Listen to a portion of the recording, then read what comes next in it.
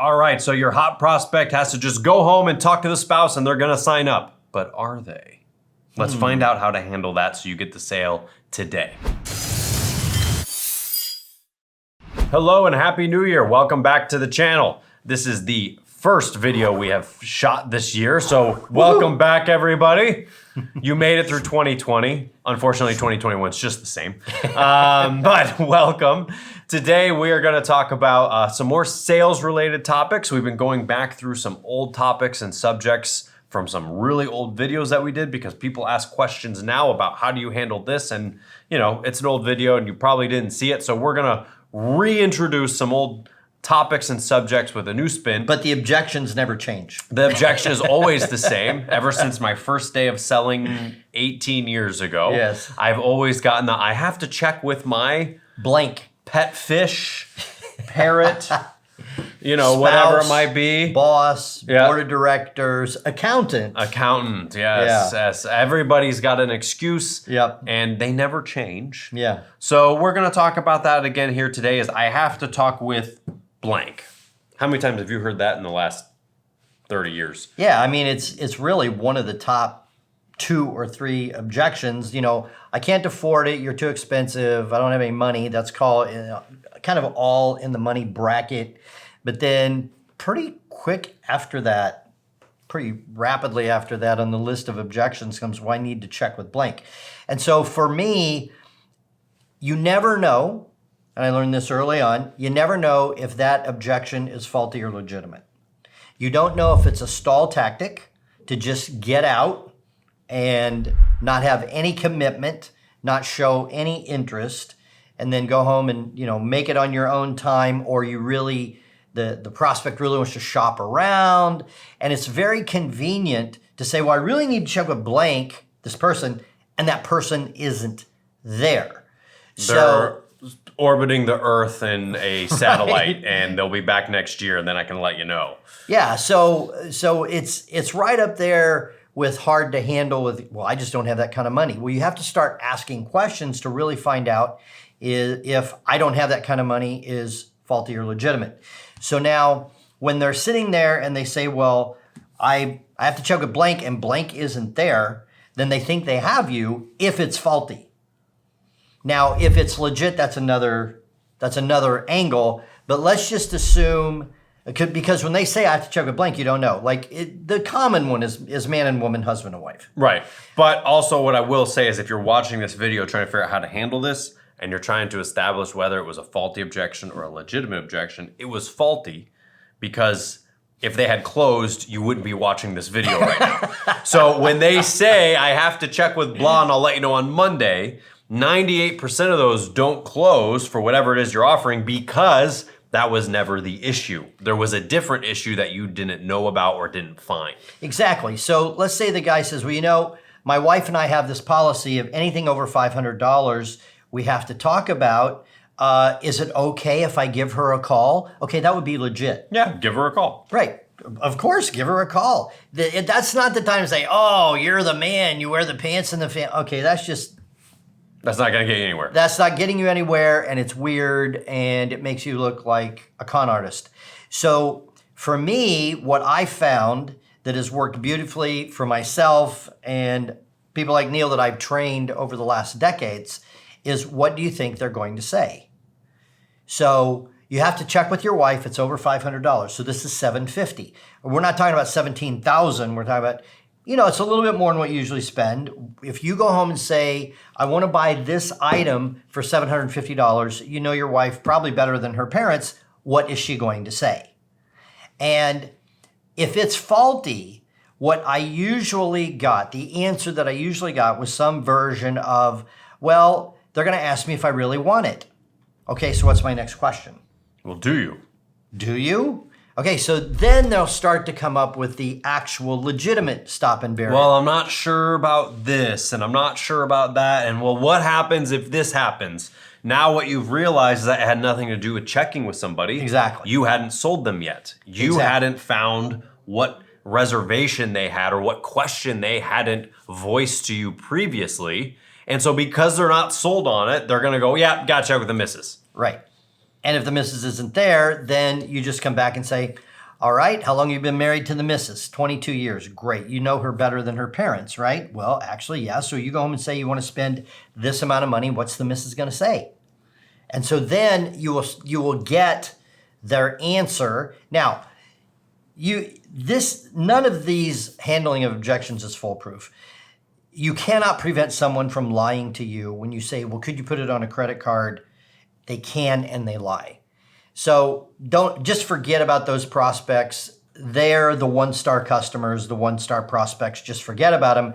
So usually the person is going to be honest, and we say, what are they going to say? Then you will find out the real stop and barrier if that was a faulty one. And if they're being real and honest with Yeah. you. And there's a lot of times where I'll be talking to somebody and I know they're giving me BS excuses. And no matter what I do to try and get the real excuse, they won't give it to me. But they assure me they're going to call me in 24 hours with a credit card to pay. I know I'm never going to hear from those people again. Right. And I don't even think about them ever again. Like, I don't go home and think, oh, I hope this person calls. And then they don't call. And I'm like, damn, I thought I was going to get this sale and all that. I'm just like, you know what? That's fine. Take care. When you're ready, you call me. And I never hear from them again. And I don't even think about it because I know they've been lying to me. I know that they've been wasting my time. I know that they're not really interested. And I know that they're not really prospects. Okay, move on to the next one. So the point here is when somebody's giving you objection, you have to determine if it's faulty or legitimate. For this specific objection, I need to check with blank, then come back with, well, when you present this to blank, what are they going to say? And I'll just tell you this. When they say they need to check with their accountant, I'll tell you what I say. Your accountant is going to tell you not to do this. Well, how do you know? You don't know my accountant. Well, I just know accountants. Accountants don't like spending money. So no offense to any accountants that are out there watching. Yeah, no offense, but that's just kind of like part of the overall attitude. Like bankers don't like lending money unless you have an 820 credit score. So you can have certain industries you kind of can predict what the answer is going to be. So then, well, what do you think your accountant is going to say? And I'm not talking about something that's tax related. It's the end of the year. Is this a good time to be spending? It's nothing like that. So the one, I got to check with my accountant. I can just say, well, your accountant's probably going to tell you not to do it. I sometimes don't even ask, what do you think your accountant's going to say?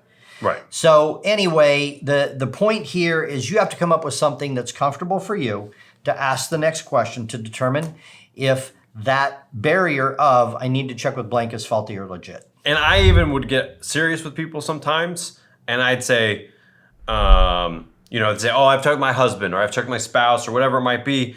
I'd say, well, I can definitely tell you if my wife came home and said she was going to spend this much money on something, I would absolutely unequivocally say no. So let me ask you something. What question would they have that they're going to ask you that you might not know the answer to so that you can explain it to them better? Or is it better that we set up a time where I can talk to your husband or to your wife and answer their questions so that you're not the one who wants to spend the money? I'll be the bad guy here and answer their questions for them.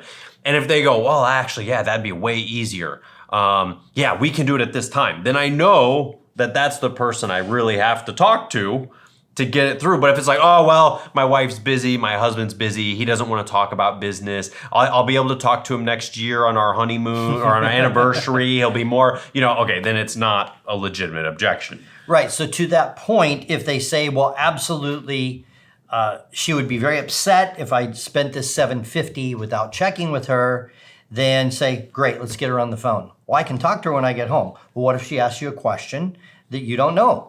I mean, I have the product knowledge on this side. It seems like I've answered your questions. And then at some point, I'm like, so if she says yes, are you going to do this? That's another question that I want the answer to. If she says yes, are you going to do it? Well, I would still like to check out online and see if I can get the best price. Well, then that was a smokescreen. So you have to kind of keep hitting this from different angles just to be sure. Then I've had it happen before. Like, well, I definitely have to talk with them. Well, let's just go ahead and get her on the phone. Oh, she would be very upset. She's at work, or she's taking a nap, or she's in the shower. And okay, now you know your BS meter just goes off the dial. Right. And you just let him go, just like Neil said. You just let him walk. And to that point, it's like, yes, I'm going to talk to my wife and da-da-da-da. Okay, yeah, just so I know, so I can be prepared. when you decide to pay for it, would you use a credit card, a check? Yeah. And then they go, oh, no, I'd have to figure that out. I'd have to do.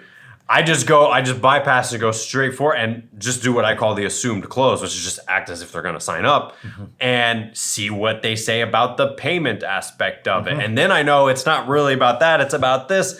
You can vary your questions to find out what your prospect is thinking. And then you leave knowing I'm never gonna hear from that person again, and you just don't even think about it. Or I've got some work I gotta do on that one. And then you can adjust your plan accordingly. And I just want to end off this kind of with an overall basic sales attitude that you must have.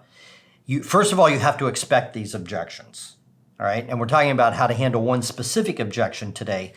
But as you're asking your questions, you cannot get flustered. You cannot get upset with them. You cannot get frustrated. You're just very calm about the whole thing. It's just like having a conversation over dinner. It's just like, oh, okay, so if she says that it's okay to do it, how would you pay?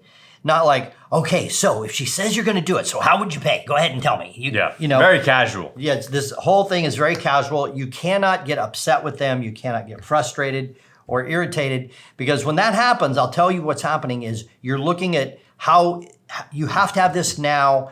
You're appearing desperate. You're appearing hungry. You're appearing high pressure, and you're going to repel them. They actually might just walk across the street and buy the same item from somebody else at that point. So you can actually repel the prospect that really would like to buy it from you after the legitimate stop and barrier is handled. So during this whole process, you're just having a casual conversation, just like having a hot dog at the ball game with one of your friends, and you're just chatting. Oh, okay, great. So if she says it's good to go, so how would you pay? We take Visa, MasterCard. Oh, you mean you don't take Diners Club? Then you have an idea that they're just jerking you around. Yeah. I have to sell this thing that I've had, this antique, and okay, now we're moving into the other area. So, but your whole attitude through all this must be very calm, cool, collected, and interested in really helping them. Yeah, and as long as you do that, you'll be able to figure it out on your own. Yep. And there's really an infinite number of ways that you can do it. You just have to find what works for you and what sounds natural for you as to go around that. But if you take this type of approach, you'll be able to get some extra sales. So I hope that helped you out. Leave a comment down below, subscribe, give us a thumbs up, and we'll see you next time.